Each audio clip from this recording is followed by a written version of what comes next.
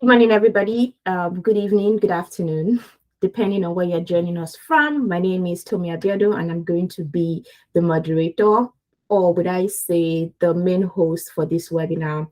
On behalf of Tatinara Consulting, I would like to welcome you to the Ideal Scholarship Hack webinar. It's going to be really interesting because we're going to be talking about a whole lot of things. I have, would I say, surprises for you today, but let's see how that goes. So today, like we always do, we will talk about the story behind Titanal Consulting, which you all have heard a lot of times. So I would not bother you so much with that. If you would like to learn more about Titanal Consulting, what we do, you can go to our YouTube channel. It has a Learn About Us video. It also has a video about our graduate admission services and our career services. It's very, very comprehensive. So if you have any questions at all about what we do and how we can help you succeed, please go watch those videos. And this is me. Well, right now, my day job is working as a senior PM at Microsoft. I also go by Anu, which I use for the business, but my name, where you can find me online, is Tomilola Abiodun. I graduated from the Fisher College of Business for my MBA in 2019, and that was around the same time I started my gig, Titanara Consulting. So why we exist? At the end of the day, the goal is, how do we make more information and more resources available to people to help them succeed? I would always say that the right information is always the differentiator between somebody that succeeds and somebody that doesn't. And how do we make the right information available to people? How do we ensure people have the right resources, they have the right access? Because the right information is the equalizer. And if you want to get to the higher levels of your career, or you want to attain advanced graduate admissions goals, you need to have the right information. And that's what we're putting out there. That's just like the summary of where we exist. But here you can see that we want to be the plug connecting young professionals and students around the world to be ready for their next career and academic acceleration opportunity. Something that I have seen from even my own personal experiences is people get opportunities. There are always opportunities, but a lot of times people are not able to make use of the opportunities when they get it because they're not ready and they're not prepared. And sometimes we feel like, oh, another opportunity will come, but sometimes it doesn't. So how do we make sure that we're ready and we're prepared, that when we get that one opportunity, when we get that one shot, we're able to make the best out of it? So these are our success stories to date. Not all of our success stories, just a tiny, tiny bit of it. We have clients that have gotten admissions to various business schools and also jobs at great companies: consulting, investment banking, tech, general management, healthcare, biotechnology, name it. So I would like to remind you again about what we offer at Titanal Consulting. We offer one-on-one MBA admissions coaching to help take you through all of the steps in the process. This is where you work with a consultant weekly or bi-weekly, depending on the schedule. And you go through from school selection to resume review, to recommendation letters, to networking, to essays, to admission interview prep, to visa prep if you actually need it. You'll be working with a consultant, you have unlimited reviews of your material. Still, it is 100% that we want you to be. Yes, you have to put in your own work, but the consultant is also putting in a whole lot of their work too. Now, we also offer one-on-one for other graduate programs, depending on the program that you're interested in. I know we've had clients take the PhD program, PhD in engineering, and PhD in business. We also have master's coaching for software development, data analytics, and yeah, so it depends on the master's program that you're interested in. We're going to be able to evaluate it in-house and see if we have a consultant to help you with that. Now, 80% of our clients last school cycle got at least a full ride to go to a top MBA program. Doesn't mean they took it, but at least they got a full ride to go to a top MBA program, right? And 100% of the clients that got admitted got between 50% to 100% scholarship. And for our career services, 70% of our clients got MBA interviews before starting school in the fall.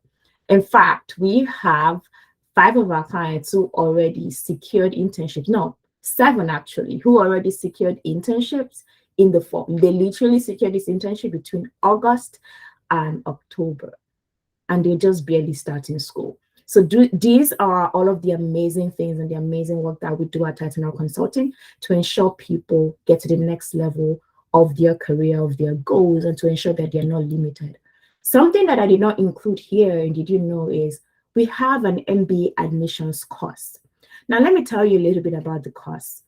A lot of times people have said, well, I know we love the one-on-one admissions coaching, but at the moment we can't afford it, or the schedule doesn't really work for us, or we like to take things at our own pace because the admissions coaching can be quite rigorous.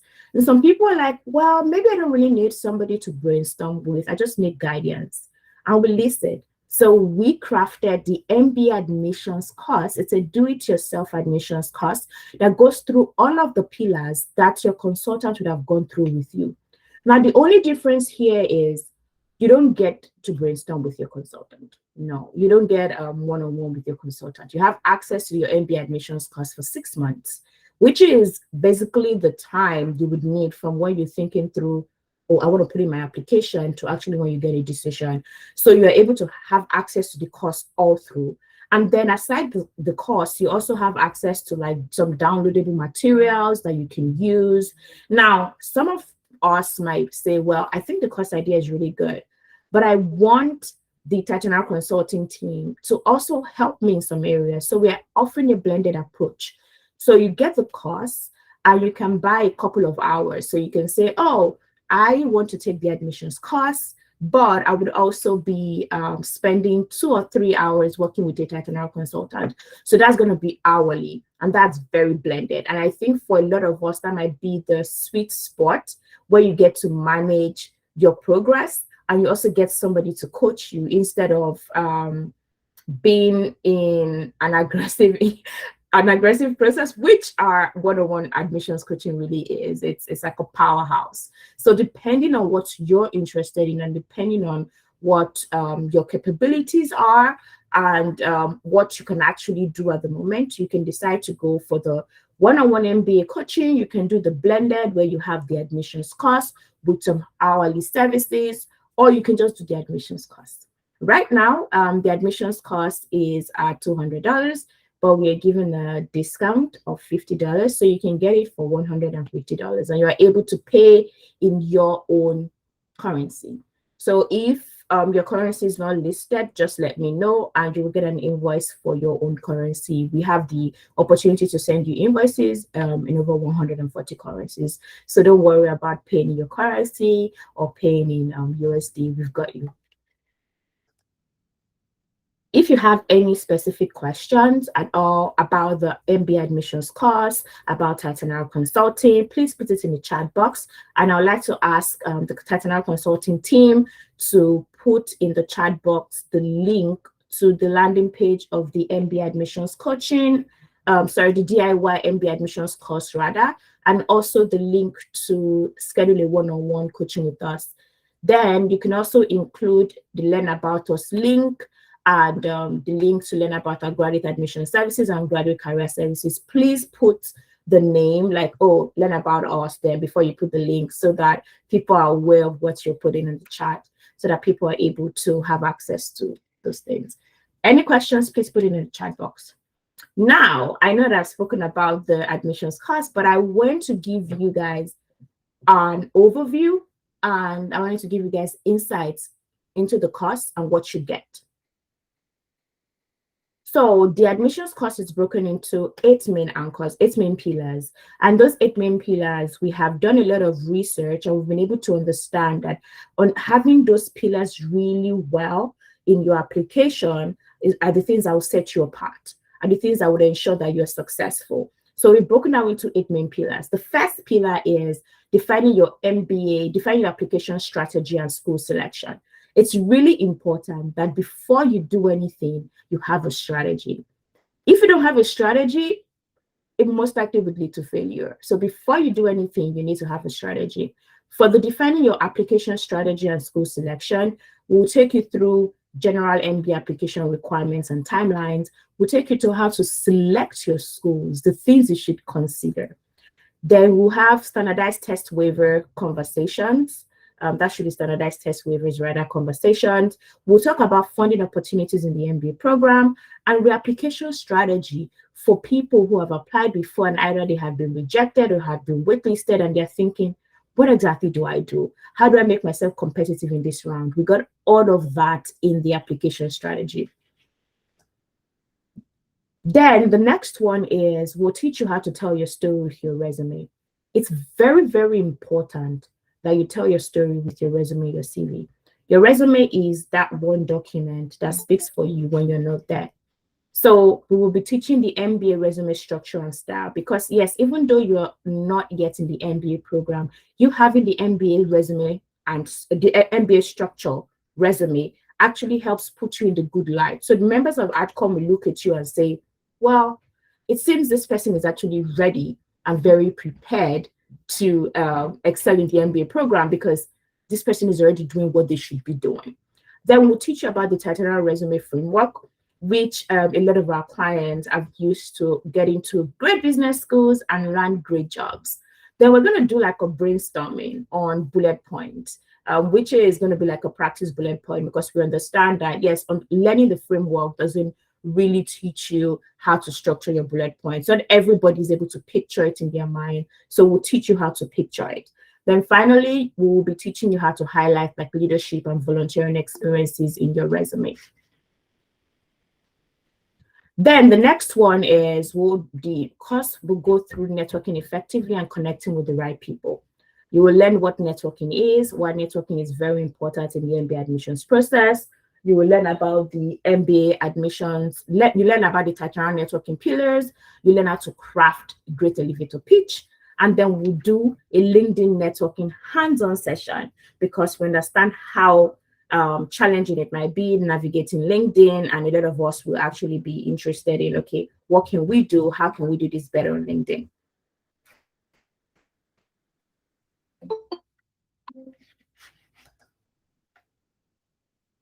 Then we have this captivating the admissions committee through powerful stories. We have divided this part into two because the essay is a huge, huge, huge part of the MBA application. So we divided this into two. We have part one that talks about the admission essay structure and format, how to write your MBA story, how to write your why particular school story, how to identify and mold your short and long-term goals, and we'll teach you how to weave your personal and professional experiences into your story. Then for part two, we're going to be navigating non-traditional essay questions because especially for the MBA program, you don't have like statement of purpose or stuff like that. We rarely have schools that have that. Most of the time, we have very specific questions. And some of those specific questions go beyond your short and long-term goals and why this school. They touch on leadership, they touch on failure, they touch on diversity. So we're going to be teaching you how to answer those specific questions. Then getting the right recommendation letters are really, really, really very important. We'll be teaching you why recommendation letters are important, the MBA recommendation style, and we'll be teaching you how to guide your recommenders using the GMAC format because the GMAC is a standardized or a structured recommendation format for the MBA program. And if you're interested in the MBA program, it will be important for you to tell your recommenders how to use the GMAC format to help you succeed. Then when you complete your application, people always wonder, so what do I do? What's next? We'll be teaching you all of the things that you're meant to do after submitting your application to increase your chances of getting an interview and getting admitted because you're not just meant to submit your application and stop there. Then hopefully you get an MBA admissions interview. We'll be teaching you about the STAR framework, how that is very important. I know for a lot of us who struggle with interviewing, so this is a very, very key part. And like I've said before, the MBA interview actually makes or mars you because people have had very amazing profiles, very nice profiles, but getting into the interview, they haven't done well and then they have been dropped. So irrespective of how you think your profile is, your test score, your undergraduate GPA, if your MBA admission interview isn't good, you're not gonna get it. You're not gonna get it. So we're gonna be teaching you about the STAR framework, how they will be teaching you how to answer common interview questions. We'll be going through a series of interview questions, giving you our sample answers, and they will tell you the next steps, what you should do after interviewing. Now, finally, we'll be going through how to negotiate, probably negotiate for funding, how to actually identify the right schools you would be going now that you have different admission decisions, selecting the right program to enroll in, how to negotiate scholarship increases, how to evaluate additional funding options, and what to do if you're waitlisted. So this is like the course overview, and this is what it contains. So it's really, really, really comprehensive. It's very, very comprehensive, but it is staggered because you understand how overwhelming it can be. So if you're thinking through, oh, all of the information, I want all of this information, but I want to take it step by step. I want to take it gradually. Then the course is for you, because everything that you need in a particular pillar has been put in a particular pillar. In fact, you're going to have, well, assignments. We're not going to mark it, but we're going to tell you, okay, based off of what you have done in this particular pillar, these are the things that you should do to help you. So you will be able to have like assignments and things to go through. So this is how intense and how comprehensive the MBA admissions course is. And we hope that you and your friends and your family members get to sign up for the admissions course. We cannot wait to have you on board. Now, the Ideal Scholarship Hack, because I'm sure people are wondering, well, we're here for the Ideal Scholarship Hack. She's telling us about the MBA admissions course. Now, the truth about the Ideal Scholarship Hack is the hack really is you having a great profile. It is you having all parts of your profile check. But we'll take you through how you can position yourself really great for scholarships. Now, there are two ways, there are two scholarship hacks. Two. We have internal scholarship hack and we have the external scholarship. A lot of times when I have conversations with people and people reach out to us, they say things like, oh, how can I get a fully funded scholarship? I want you to coach me to get a fully funded scholarship. I want to tell you that nobody can guarantee you a fully funded scholarship.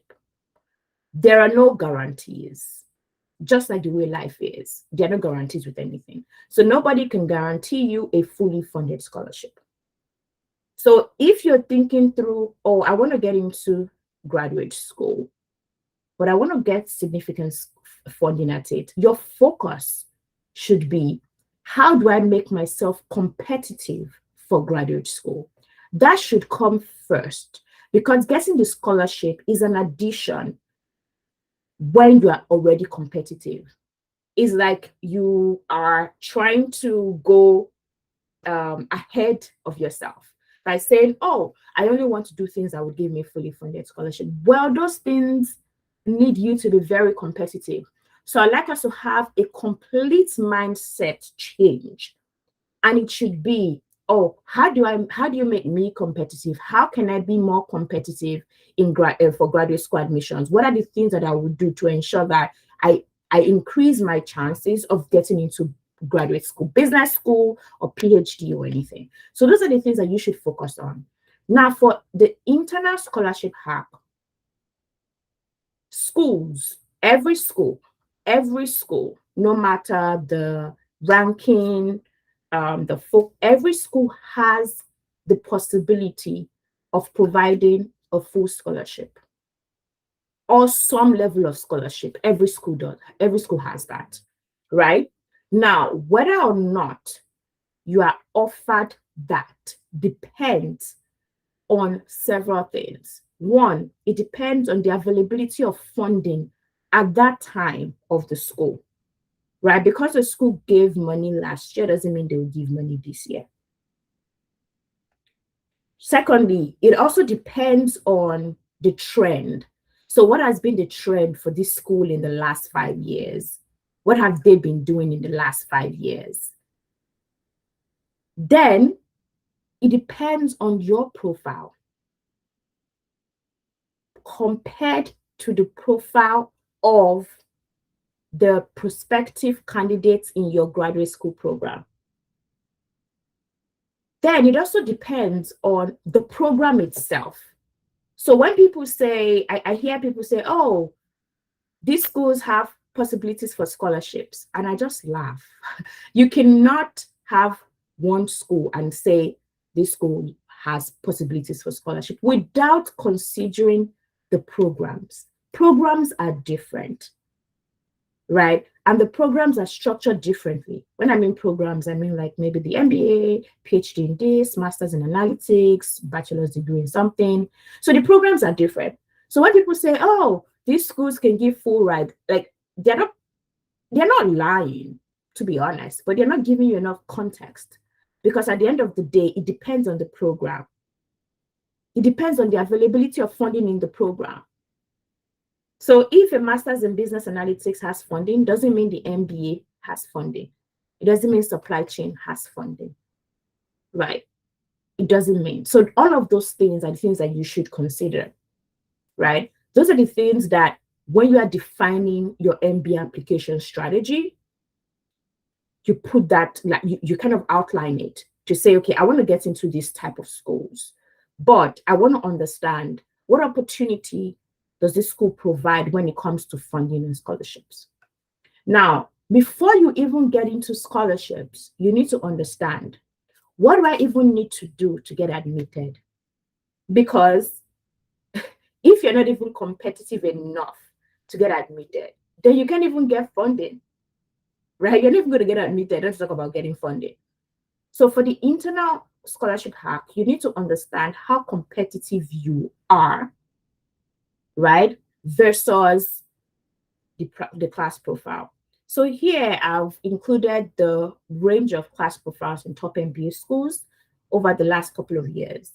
Average GMAT 680, average GRE 317, average undergraduate GPA 3.4 over 4, average age at enrollment 27, average work experience is 5.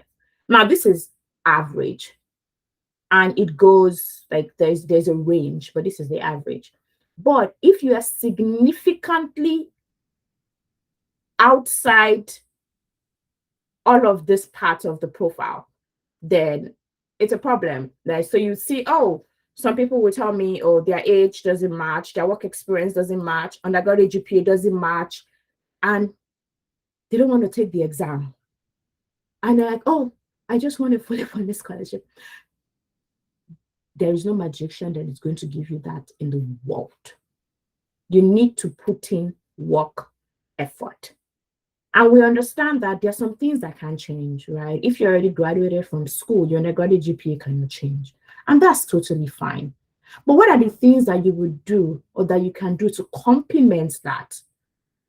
That is how you can stand out, right? There is no shortcut to success. There is no shortcut to success. If you have 1 year of work experience, I would say you need another year at least. Because it's not just getting into the program, is how competitive would you even be for opportunities outside of the program? If you're much older than the average age at enrollment, not bad. You just need to understand that, well, there are some schools that will not take you because you're much older. And it's not because they're trying to be, it's just that they want their class size to be young. So you need to understand those things, and those are the things that we teach in our course and our one-on-one admissions package. So you need to understand and say, well, if these schools actually want to keep people that are a particular age, and maybe way beyond that age, what are the things that I can do? Do I focus on other schools that will provide me opportunities, and I'm not going to consider my age so much? And even if you're going to be applying to those schools, you need to give a very, very good reason for, why am I applying at this age? Why am I applying at this, after this number of years of work experience?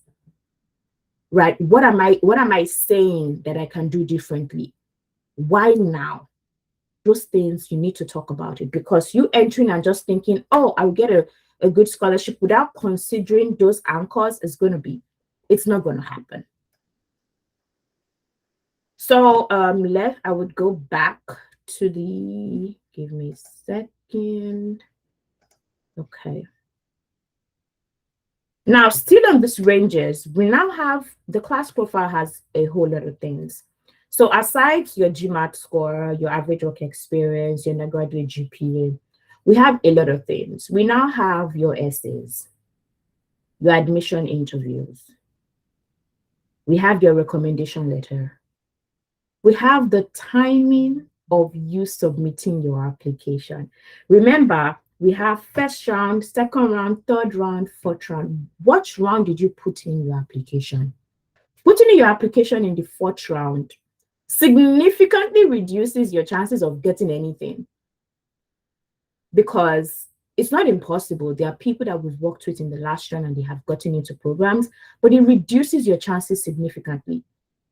Right? So if you're thinking through, well, how do I position myself for internal scholarships? Then you need to be thinking about applying in the earlier rounds, early first or second round. Not that it's impossible to get outside of those rounds, but it's important that you apply in the earlier rounds. Think about it. Put yourself in a position. Think about, imagine that you're at the school and you have a bucket of funds and you've seen like these amazing candidates. They've come in the first and second rounds and you've given them admission with funds. And you have nothing. And then you see this very smart candidate coming in the third round. There is nothing you can do. You literally don't have anything more to give. Right? So timing plays an important, a very, very important factor. Timing plays a very, very important factor. Right? Then remember when I went through the course overview, we spoke about the different pillars. And that's why I went through the course overview with you. So we have the different pillars. Your networking plays a very important part of getting your scholarships internally. They do. So you need to make sure that you are not focusing on just being the best in one side. You are focusing on being the best all round. It has to be well-rounded. And you actually have to do your own research. And don't just go with the wind and say, oh, this is what everybody is doing. These are the schools everybody's applying to. And then you go ahead and apply. You need to consider several things. One more thing that I need to talk about is, I spoke about everything, but I haven't really spoken about your, I would say it's your profile, but I would say it's your type of experience and your background. For some of us, we come from business backgrounds. And I studied accounting. I'm a chartered accountant. But the thing that might seem very, very, very sweet to the ears, but there are several people like me with the exact same profile that are trying to get into school. So if you have that type of profile, yes, it might be great. You have a lot of the business background, you have analytics background, but you need to know that you have a whole lot of people like you. So when the schools are trying to think through, well, how do we put our class? Because the truth is the schools are not going to fill their class with 100 chartered accountants. They will never do that. They are very, very interested in diversity, and not just diversity of color, diversity of experience and of backgrounds. If in the first round, the school already admitted 5 chartered accountants, for example, and last year, the total number of chartered accountants that they have in their class was just 4 or 3. As a chartered accountant, if you're applying in the third round, your chances of even getting into the program significantly reduces.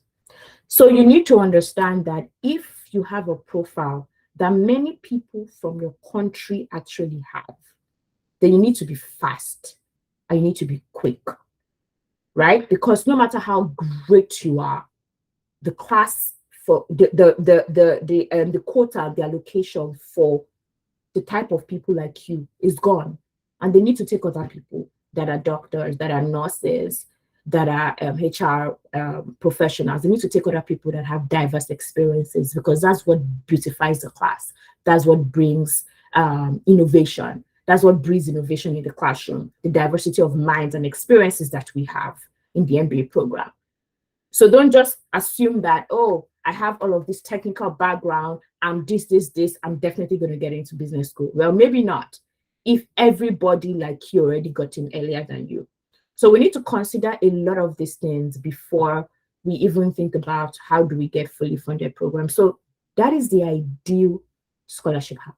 There is no, there is no, there's nothing that I would say apart from you need to ensure that your profile stacks higher than the average class profile, right? And if you have areas where your profile is lacking, you need to be able to complement for it, and then you need to be able to explain. So detailed explanation. I need to be able to say, well, my undergraduate GPA is low. How exactly do I complement the other part of my application? It's very, very important. You need to make up for it rather. Very, very, very important. Now, for internal scholarships, I didn't even explain a lot about them. So for a lot of schools, when you submit your application, there is no additional scholarship application. You don't have to submit any other thing. Once they evaluate you based off of your profile, they give you admission, and then you are able to know, oh, do I have any scholarships or I have funding? Now, scholarships, you're able to get fellowships, you're able to get graduate assistantships. Now, all of these things are funding opportunities at the end of the day, right? But sometimes fellowships come from the university itself. So not necessarily the MBA or the PhD program. They are mostly university fellowships, right? So those ones have like different requirements, but it's not like you even have to submit a different application for it. Then we now have scholarships. Those scholarships, they range from like 0 to from 1% to 100% rather. And then we have graduate assistantships. This is where you have to work, right? So 10 to 20 hours a week. And then in exchange for that, you get like a tuition waiver, and then you get some stipend. Now, sometimes people ask, well, how can I apply for graduate assistantships? Just like every other thing, you don't get to apply. They evaluate you, and they give some people scholarships where they don't have to work, and some people have graduate assistantships, and then some people have fellowships. Now, for graduate assistantships, it's possible that when you get into the program, you're able to apply to some graduate assistantships, because some graduate assistantships they're not open as at the time they're evaluating your application, and then they can give you tuition waivers when you're ready in the program, maybe for like the second semester of the second year. But for the most part, you are evaluated based on your admissions decision and your application.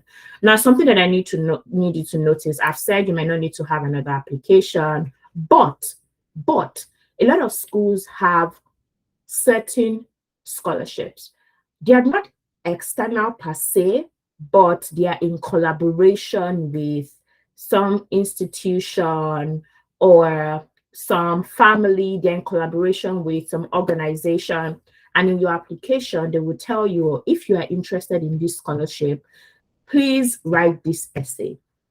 Now, they will say that is fully optional. It is optional, but if you are interested, you should apply. You should submit every essay question. You should submit answers for every essay question that you have in your application. You should and you must. Because if they say something is optional, that means they're not opening it up to a lot of people. They're making it optional for you. But if you're interested in getting a scholarship, you should. Because yes, that's a different type of scholarship. And you might say, well, it doesn't really matter. They might evaluate me for the graduate assistantship and the fellowship, but what if they don't? What if you're not competitive for those ones? So if they give you like optional essays, it's important that you write all of your optional essays. Everything, you must write it. Don't leave gaps. Don't say it's optional, so I'm not going to do anything. It's optional, so you should write. That is something else that you should do. So you're going to see some schools where they would give you, oh, we have this scholarship, it's external, you need to write, you need to do it. So it's important that you ensure that you do that. So that's all of the internal scholarships. Then we go to external scholarships. Now, the truth is, a lot of times especially for the MBA program, and even some the other graduate school programs, we hardly have external scholarships. Now, people see things like, oh, apply for this scholarship here, here, here. A lot of the external scholarships, they are evaluated after you already have like an admission decision. Now, one main external scholarship is Chevening, and which is for people that are going to the UK. I believe that the application is closing pretty soon if it hasn't closed already. And even though you apply for the scholarship now, you can only be awarded a scholarship if you got into a program, right? So we have Chevening, we have MasterCard scholarships. For MasterCard scholarships, they are not just general scholarships anywhere. MasterCard has agreements or memorandum of agreement basically with different schools, certain schools around the world. So if the school that you are going to has some agreement with MasterCard Foundation, then you are able to apply for the MasterCard scholarship outside, right? So you need to think through what are the external scholarship opportunities that I have, because sometimes it's not just internal scholarships. Then we have like Stanford Africa Scholarship.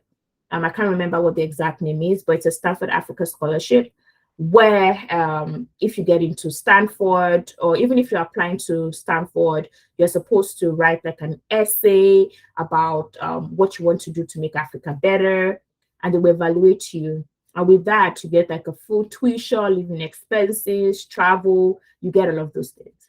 Now, I need you to note that for a lot of the external scholarships, they come with conditions, right? At least I know for the Stanford one and the Chevening, they come with conditions.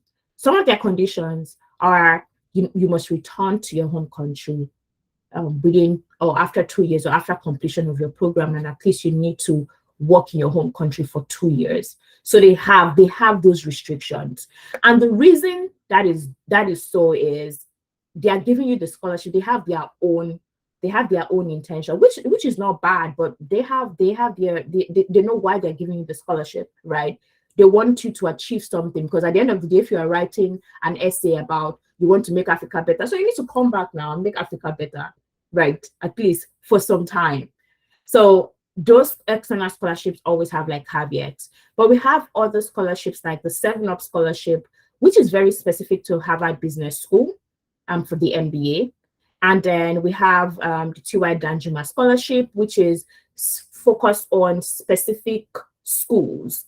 So those ones are more like very school specific and program specific. And if you buy the MBA admissions course, you're able to have access to the list of the different external scholarships for MBA programs that you can apply to. Now, aside this popular external scholarships, there are scholarships here and there, there are fellowships here and there that MBA candidates can actually apply and get in. Now, one thing you need to note is that for some of the external scholarships, some of them don't come in before you even maybe conclude your process. For some of the fellowships, they come in when you're in your first semester, right? For the external ones. So I would say banking 100% on the external scholarship is not really the right strategy, because you would need to show proof of fund before you can get a visa and come into school. And you need to be able to show funds. That's where the internal scholarships are better, because you get it with your admission decision. So you know how much you have and how much you don't have and what you're looking for. But for the external scholarship, it's just in the air, right? You can get it, you might not get it, right? I mean, same for the internal scholarship. It's not like anything is guaranteed, but at least you know on time. But for the external scholarship, it takes a while. So what you can do to bridge that gap is loans, right? And we'll be discussing more about the funding opportunities in our MBA admissions course. So there are different loan opportunities. There are some schools that provide you the loan. They are the ones that provide you the loan. So the schools have like credit union and they provide you the loan. I would say those ones are really fantastic. And when you are considering the school that you should apply to, I think you should consider schools that they have credit unions that provide you the loans, because it makes it so easy for you that even if you don't get like a full scholarship, you don't get significant scholarship, the school is able to just provide you the loan, and then you'll be paying back the school on their terms. Now, we also have where the school doesn't provide you the loan, but the school is able to co-sign your loan, right? Because not all international loan options allow students without co-signing. We have just two, that is Empower and Prodigy, that that don't need you to somebody to co-sign. But if you want like Discover, Sally Mae, you would need a co-signer. So we have schools that actually co-sign. So I would say top of mind, if you're not so sure about how generous this school is and you're just trying to hedge your risk, I would say going for schools that either give you the loan or co-sign the loan for you is very, very important. It would save you a whole lot of stress when it comes to showing proof of funds, because coming to school is pretty expensive, especially if you're coming for the MBA program. Then we now have other loan opportunities, which are Prodigy and Empower.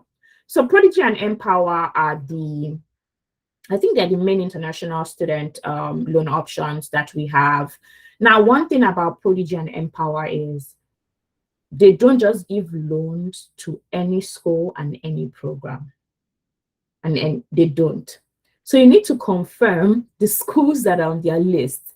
So you can't just go to any school and then you expect Prodigy and Empower to fund it. No. So they have specific programs, because at the end of the day, it's a business and they're trying to say, well, how quickly can this person repay? What are the chances of default?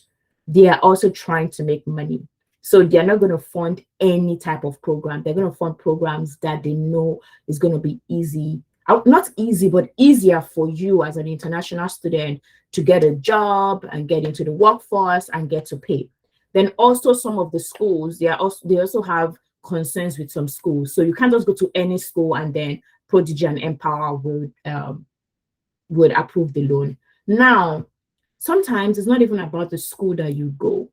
Just like the bucket of funding that I spoke about for the internal scholarship, there's also a bucket of funding for the loan.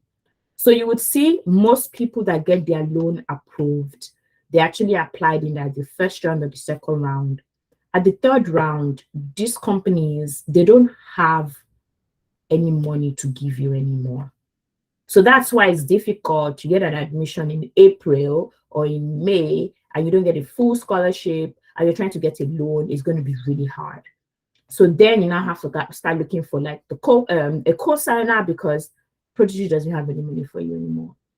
And something that you also need to note is, yes, even though Prodigy and Empower, they provide loans, they want you to have your own personal funds. Nobody's going to give you a loan if you don't have your own money, right? So those are the things that you need to consider, and we'll go through it in our defining application strategy in the MBA admissions course.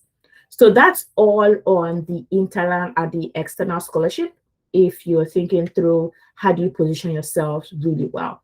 Internally, you just need to make sure that you position yourself for success, focusing on getting into the school and staying competitive. That should be your focus, because there's no shortcut. There is no magic to, oh, if you just want fully funded scholarship, there's just this one thing you need to do. No, it's not one thing you need to do. It's everything that you need to do to make sure that your profile stays competitive, right? It's very, very important. And you need to start now. If you're planning to get into business school next year, September, resuming next year, September, between July and September, rather, you need to start now if you haven't started already. You need to start now, because that's the only way you can stay competitive. And I know a lot of us have, like, I've spoken to people and they're like, oh, well, it's so difficult. I'm not able to combine studying with my job. I'm not able to. Think about it. If you really want something, you will do it. And getting into the MBA program is just one step. There are going to be a lot of challenges. Getting a job, staying afloat in school. Sorry. So if you cannot do this one thing to stay competitive, how do you stay competitive in the program? How do you get a job? So you need to be able to position yourself to stay competitive.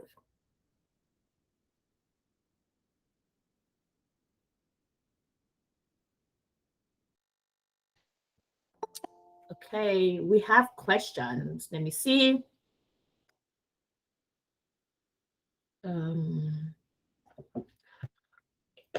Other third-party scholarships such as College Board.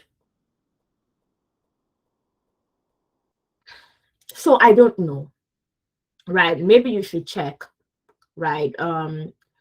For College Board, FastWeb, I think they're mostly focused on undergrad. I don't think they're like graduate school external scholarship bodies. So I don't know if they have the same process as Stanford. And then you want me to explain a bit further on graduate assistantship. Basically, you're working in the school. So you could be like a teaching assistant, you could be a research assistant, you could be working in you could be working for like your professors, right? You might be doing like maybe reviewing students' notes, marking, and sometimes you might be doing things that are not even academic focused, maybe working in the diversity office. It's basically a job that they give you, right? But it's between 10 to 20 hours. You can't work more than 20 hours as an international student. And based off of the amount of hours that you work, then you get like a tuition waiver. But all of those things, you are evaluated for it at the admission stage. The only thing is, as a graduate assistant, you might be able to get graduate assistantship opportunities when you are already in the program, maybe like in your second year or in the second semester of your first year. But most of the graduate assistantships are evaluated at the beginning, like they evaluate it at the beginning, like when they're giving you your admission, that's when they evaluate you for graduate assistantship. Do we have any other questions?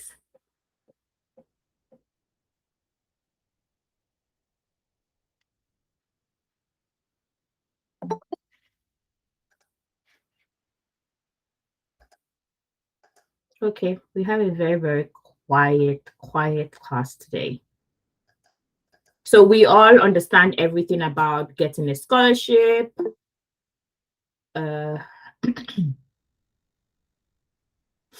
Okay, so Akbaya Oluwa is saying that I think STEM designation is relatively important for some international students. Could you throw more light on obtaining the STEM designation? Okay, so when people say STEM designation, STEM is science, technology, engineering, and mathematics. But doing a STEM program is different from your school having a STEM designation for the program. Technically, the MBA program has mathematics in it. Technically, it does. And I think science technology also has some form of technology in it. So technically, it's a STEM program. If you're doing a master's in accounting and engineering, finance, those things are STEM programs. Sorry, but STEM designation for the purpose of getting 3 years OPT, please excuse me.